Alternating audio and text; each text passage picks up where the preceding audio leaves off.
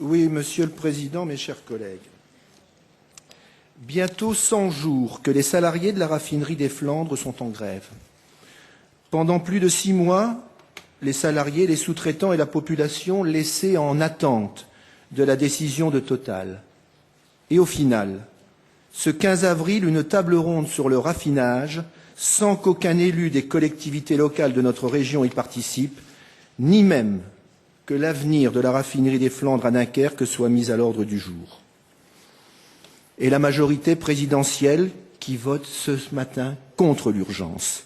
Et la majorité présidentielle qui, sur Dunkerque, reste quoi pendant toute cette période troublée, à tel point que je l'ai requalifiée d'union des muets présidentiels. Comment mieux illustrer, hélas, hélas, 3 fois hélas, l'impuissance des élus locaux à peser sur les décisions d'un groupe tel que Total, l'impuissance à influer le cours des choses alors même que l'avenir de notre population, de nos territoires sont en jeu.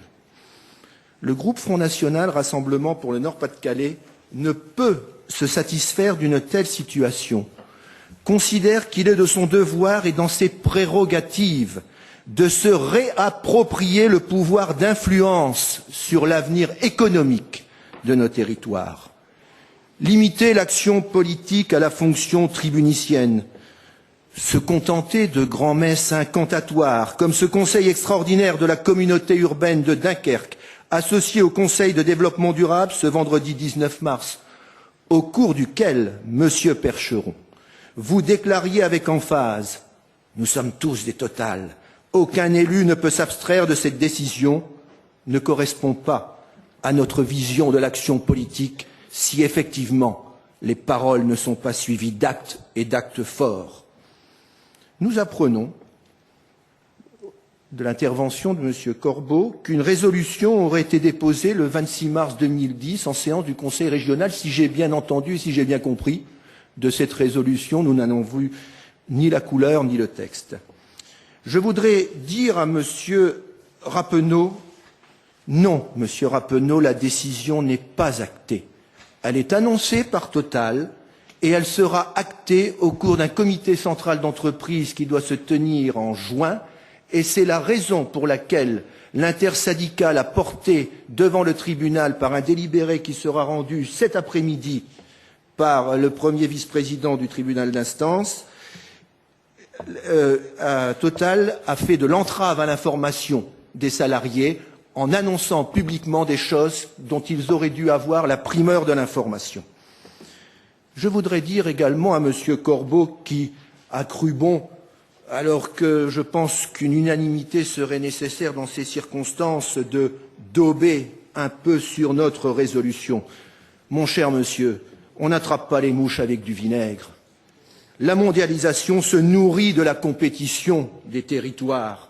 Et si, aujourd'hui, au gré des restructurations, au gré des difficultés du raffinage, Total choisit de partir de Dunkerque plutôt qu'à d'ailleurs, c'est parce qu'aujourd'hui, à Dunkerque, nous sommes dans l'impasse fiscale. C'est d'ailleurs le sens du texte de la Tribune Libre que je publiais dans le journal de la communauté urbaine. Total exploite 6 raffineries en France. La raffinerie des Flandres est la plus moderne, construite en 1973.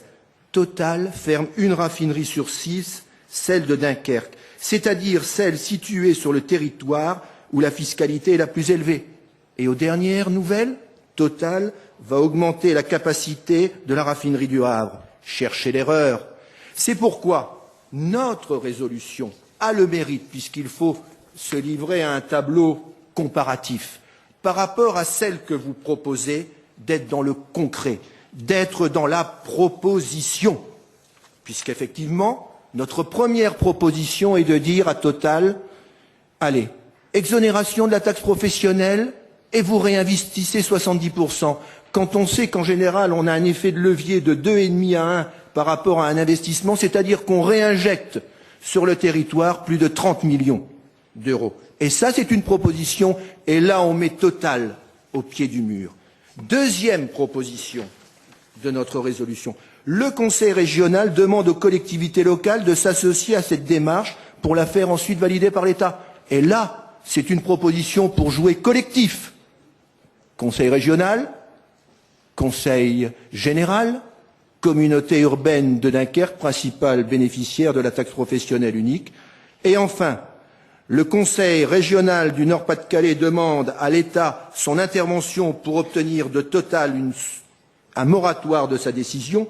En clair, notre groupe, Front National Rassemblement pour le Nord-Pas-de-Calais, veut rappeler à l'État ses responsabilités, ou plus exactement, sa légitime souveraineté face aux puissances économiques, parce que c'est bien là l'essence du politique qui doit s'imposer face à la puissance économique. Et évidemment, cette résolution a l'avantage de replacer nos collectivités dans le processus de décision. Or, je suis désolé de le dire, et même s'il fallait voter votre motion, pourquoi pas? Que vois-je dans cette motion? Un vœu pieux, l'impuissance de la parole qui s'exprime. Zéro proposition. Dans l'immédiat, il est donc nécessaire de fixer dans les meilleurs délais un échéancier de reprise. Mais vous vous adressez à des interlocuteurs, vous les mettez au pied du mur, vous dites « Monsieur, vous faites ceci, vous faites cela ». Voilà ce que le Conseil régional unanime vous demande. Voilà le sens de notre résolution qui est donc un appel au rassemblement, un appel à une unanimité sans faille de notre collectivité dans une situation difficile.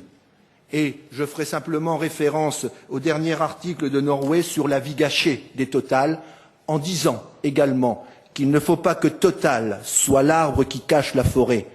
Parce qu'avant les Total, il y a eu les Isocab, il y a eu les Rexam, il y a eu les Betafans, et j'ai en tête cette image poignante des ouvriers de Rexam qui voient les palettes sur lesquelles se trouvent leurs machines en partance pour la Chine. Alors il faut savoir ce que l'on veut.